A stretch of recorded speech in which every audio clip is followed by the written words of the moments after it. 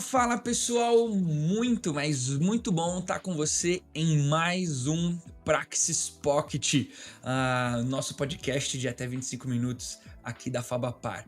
É muito bom ter você que está ouvindo a gente pela primeira vez, seja muito bem-vindo.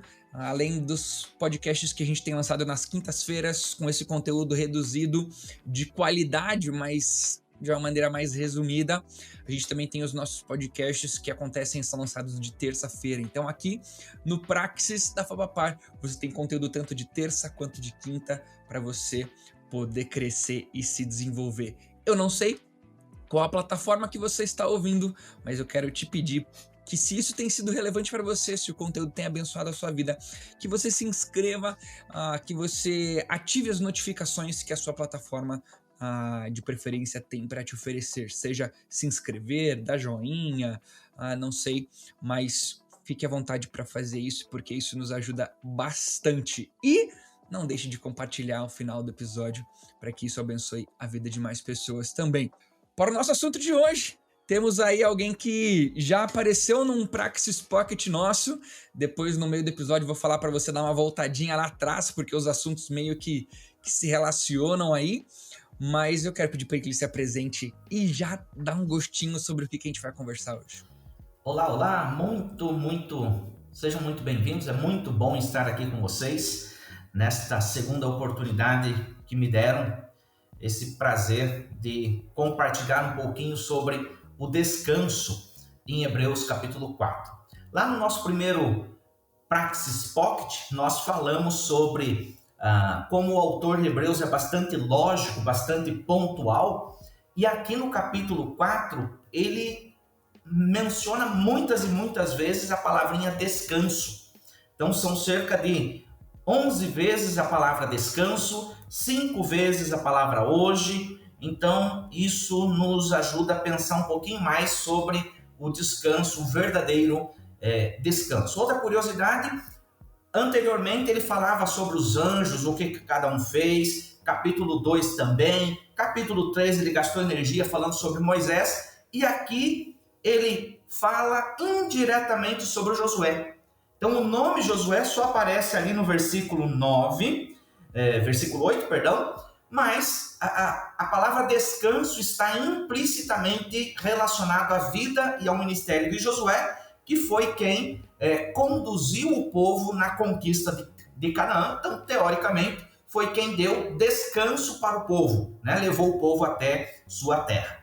Eu sou o professor Reginaldo Pereira de Moraes, um dos professores da Fabapar. Estou aqui já há 9 anos, tenho esse prazer de fazer parte da equipe de colaboradores aqui da Fabapar. Tenho estudado tanto o mestrado quanto o doutorado, tenho me aprofundado na área bíblica, Antigo Testamento no mestrado, sobre o direito de primogenitura, e a minha tese foi sobre o livro de Hebreus, o capítulo 4 especificamente, né, o descanso em Hebreus 4. E é um prazer estar aqui com vocês, compartilhando esses próximos 20, 25 minutos com vocês. Eu sempre esqueço quando eu apresento ou o convidado se apresenta. Eu já fico tão ansioso para entrar no assunto e a gente conversar, que eu sempre esqueço de falar que esse aqui, quem vos fala, Thiago Vercelino, que tem caminhado com você, porque sempre tem aquele que tá ouvindo pela primeira vez, né? Mas vamos lá. Pra gente falar em descanso no capítulo 4, professor Reginaldo, assim, é algo comum de quem interpreta a Bíblia, de quem se relaciona com os escritos bíblicos, que quando existe algum tipo de repetição na linguagem bíblica, existe alguma intenção. O autor não estava sem criatividade quando escreveu, por isso que ele repetiu muitas vezes a mesma palavra. E no capítulo 4 o senhor mesmo falou, existe essa repetição da palavra descanso. Como que funciona isso? O que o autor estava querendo jogar pra gente quando ele repetiu várias vezes a palavra descanso no capítulo 4? Legal, obrigado, Tiago. E é isso mesmo. Por exemplo, capítulos 1 e 2 aparece muito a palavra anjo, porque ele vai estar trabalhando sobre a superioridade de Cristo aos anjos. Capítulo 3 fala muito sobre Moisés, servo, E também tem essa pegada no sentido de falar sobre a superioridade de Cristo a Moisés. E ali em Moisés, por Moisés também estar junto ali, né, praticamente fazer parte do ministério de Josué, já aparece 2 vezes a palavrinha descanso. Depois, apenas no capítulo 4, aparecem cerca de 11 vezes. E no restante do livro não aparece mais nenhuma. Então, de fato, não foi coincidência. Ele está, de fato, trabalhando sobre a superioridade de Cristo ao descanso dado por Josué. A tese dele é a seguinte: Josué era um ícone do povo judeu, porque a partir de Josué, aquele povo que saiu do Egito foi sedimentado, teve sua porção de terra em Canaã. Então Josué literalmente deu, entre aspas, paz para o povo. O povo tinha sua terra, o povo tinha a terra tão sonhada e prometida lá desde Abraão. Só que o autor de Hebreus vai dizer: esse descanso não era definitivo.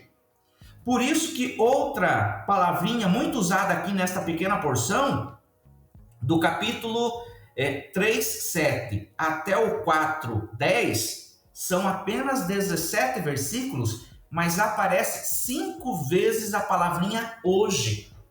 Ou seja, esse descanso superior que Cristo dá é hoje, agora, já está à nossa disposição.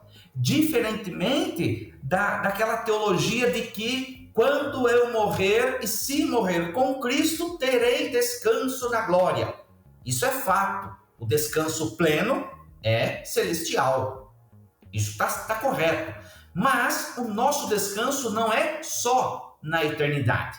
O nosso descanso já começa aqui, já começa hoje, já começa agora. Então ele usa propositalmente essas várias vezes falando sobre o descanso, para enfatizar a nossa necessidade de, literalmente, descansar em Deus. E descansando em Deus já começa hoje. Não é só no futuro. O futuro vai ser o clímax, o ápice, a plenitude. Mas nós já podemos sim desfrutar da presença de Deus em nossas vidas e podemos então descansar dos nossos fardos, dos nossos anseios, das nossas ansiedades. Por isso que Jesus, por algumas vezes, dá uma ordem no sentido de não andeis ansiosos.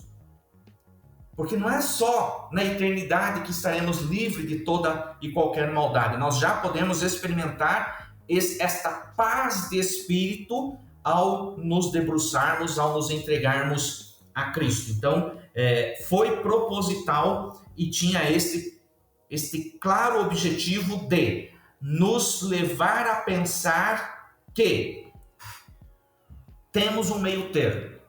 O pensamento judaico daquela época temos a nossa terra, acabou. Não, a terra prometida era provisória, era terrena, material.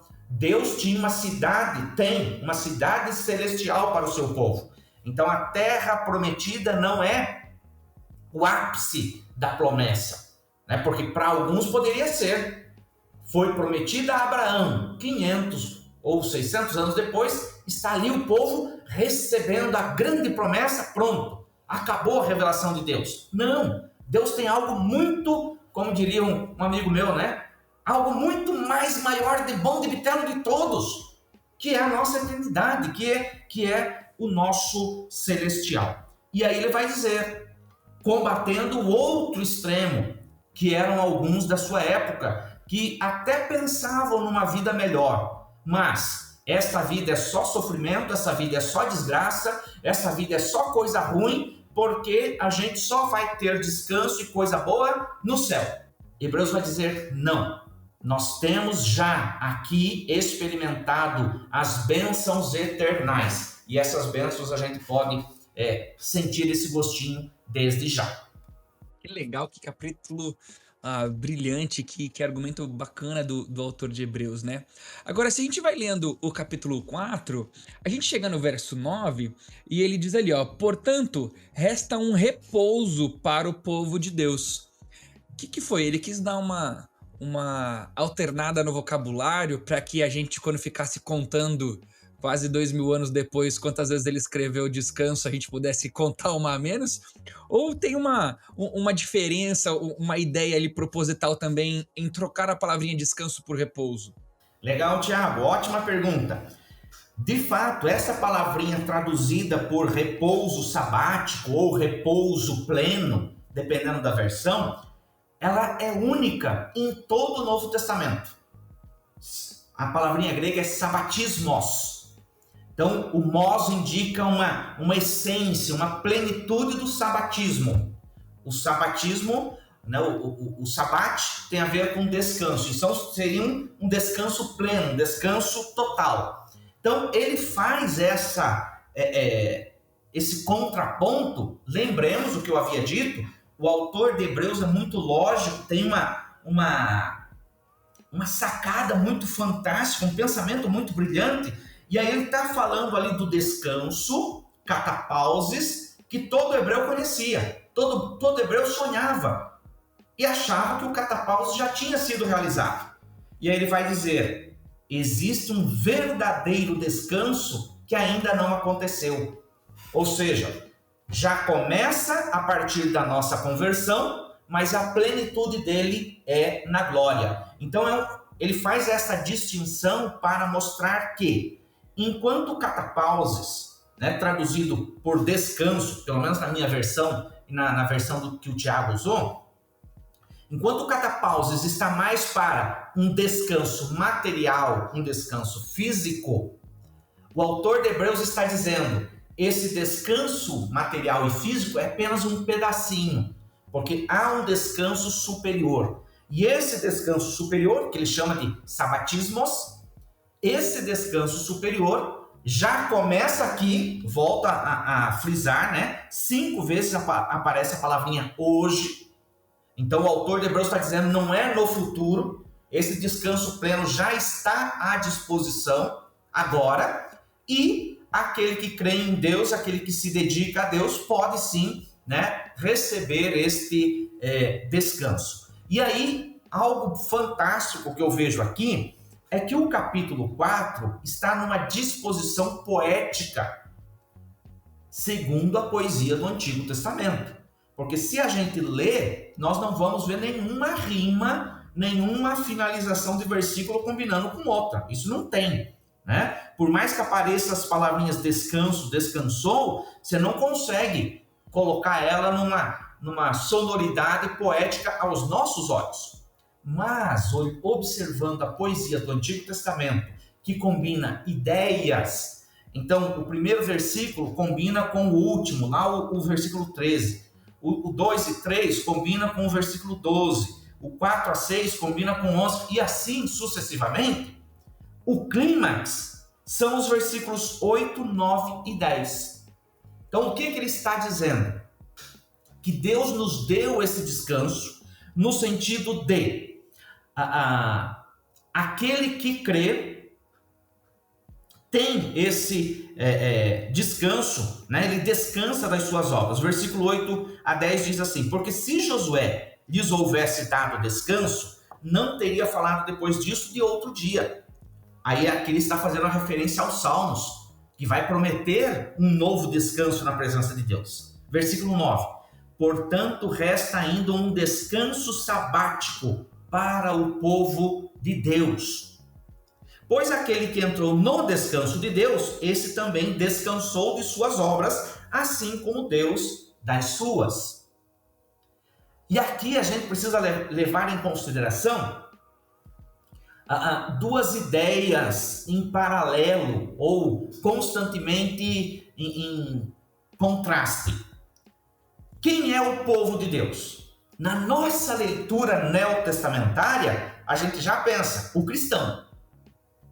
Precisamos lembrar que ele está escrevendo para judeu. Como nós mencionamos lá no primeiro Praxis Pocket sobre a importância de Hebreus para a atualidade, Só um parênteses. Se você quiser, ó, volta lá, depois termina esse aqui, mas você pode voltar a alguns Praxis Pocket aí, procurar o professor Reginaldo, ele vai falar um pouquinho sobre um panorama bem legal de Hebreus lá. Joia!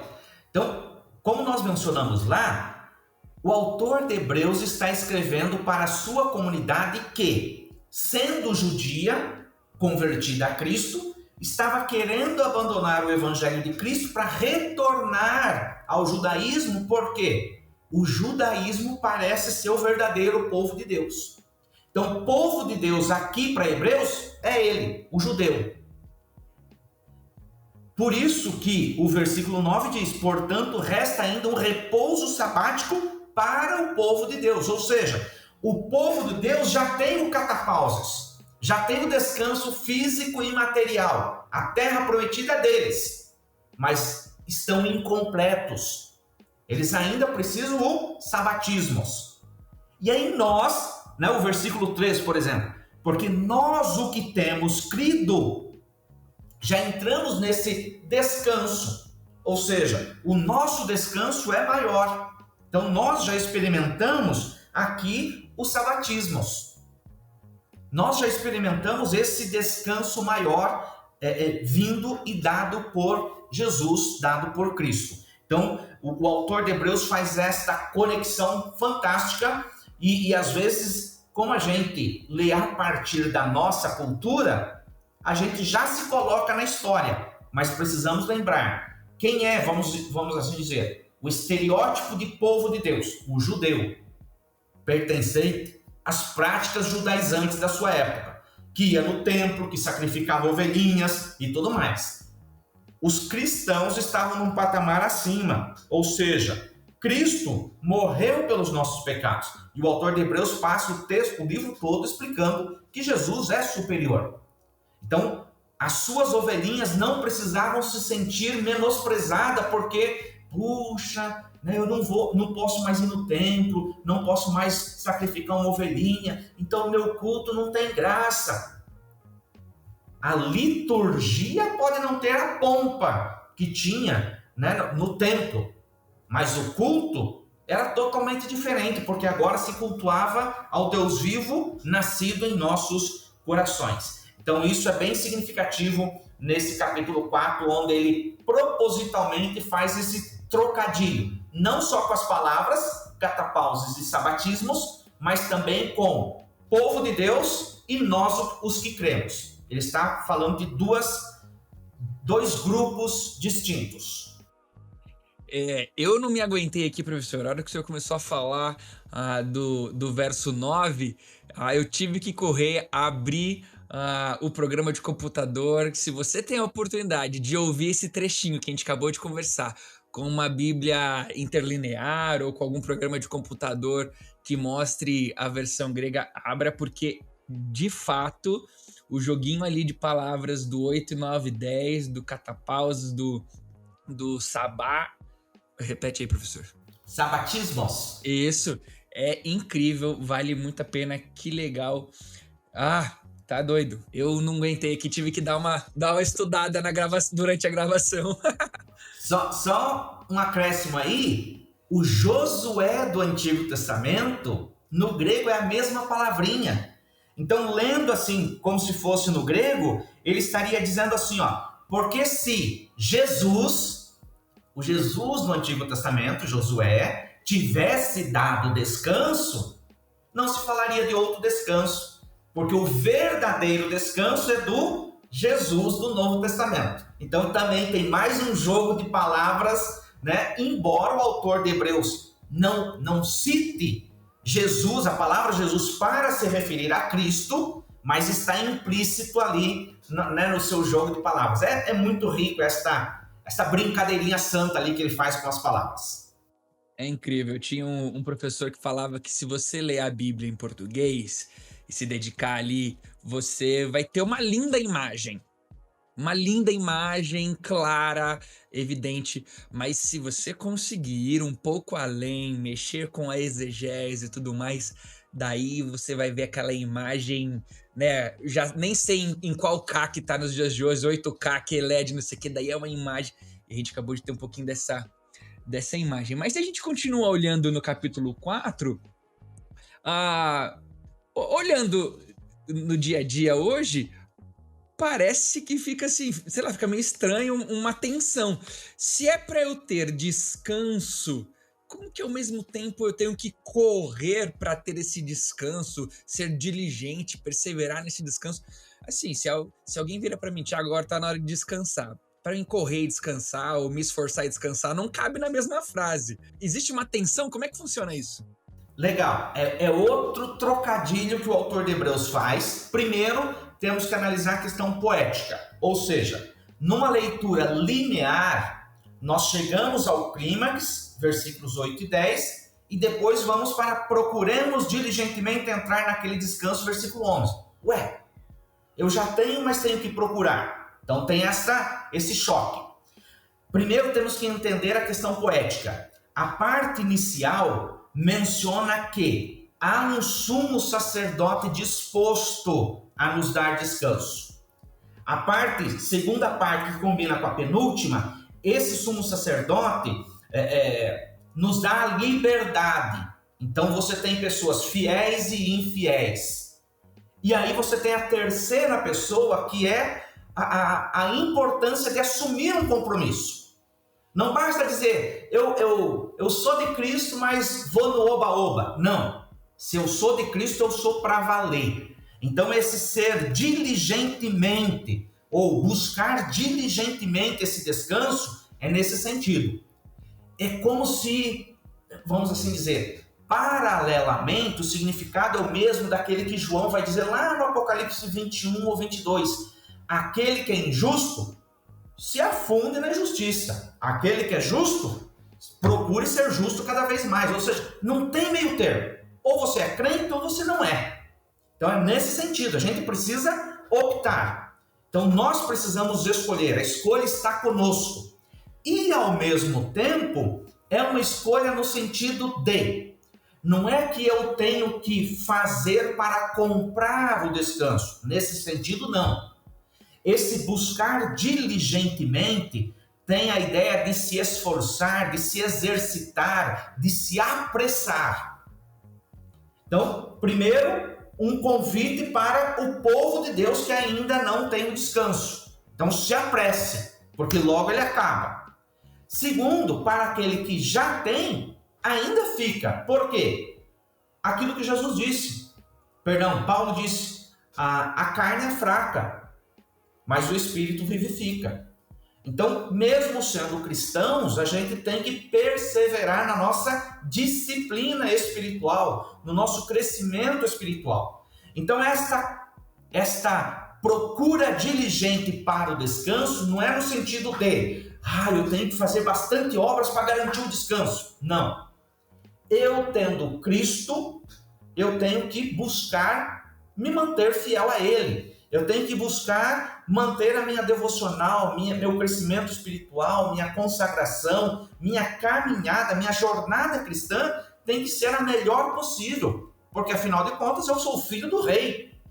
Um príncipe não pode viver como um mendigo por aí. Então, nesse sentido, é que eu participo desse descanso. O descanso já foi conquistado por Jesus, então, nesse sentido, eu não preciso mais obras. Eu não tenho que fazer nada para comprar o meu descanso. Mas uma vez aceitando Jesus, aceitando o seu descanso, o seu sabatismo, o seu descanso pleno e total, que começa agora, eu posso sim ir lutando contra a minha carne, ir lutando contra as tentações do mundo. Então é nesse sentido que nós temos que procurar diligentemente, ser cuidadosos, ter esmero, porque senão a nossa tendência é descambar, a nossa tendência é andar como o mundo, seguir a correnteza. E o crente não, o crente é chamado para vencer, para lutar, para ser perseverante. Então nesta perseverança acaba tendo sim esse contraste, essa tensão, mas também, o autor de Hebreus é fantástico nisso, é uma tensão legal nesse sentido de aquele que ainda não tem o descanso tem que correr, tem que ser rápido. Porque a qualquer momento Jesus volta, o descanso acaba. A oportunidade acaba, melhor dizendo, né? Porque o descanso, de fato, vai começar de forma plena. Então, para aquele que não tem, tem que correr. Aquele que já tem que preservar, ser perseverante. O que Paulo vai dizer, tem que guardar a fé. Então, nesse sentido, a gente precisa continuar, né, trabalhando o nosso espiritual, nossa devocional e assim sucessivamente. Pô, eu acho que dava para estender. Vamos pro capítulo 5 agora, vamos pro capítulo 6. Mas que legal, que incrível. Eu já vou até procurar dar o tchau para todo mundo logo, porque a hora que a gente terminar a gravação já tem mais umas 2 perguntas para fazer fora do ar aqui, que já surgiram. Mas que legal, professor Reginaldo, muito obrigado mesmo por esse tempo, por esse conteúdo. Tem sido muito bom essa caminhada junto aqui no Praxis Pocket. Eu que agradeço a oportunidade, fica aí um grande abraço aos nossos ouvintes e continue aí nos acompanhando, nos ouvindo e que esse conteúdo possa ser útil aí para o seu ministério e para aqueles que você quiser indicar. Um grande abraço.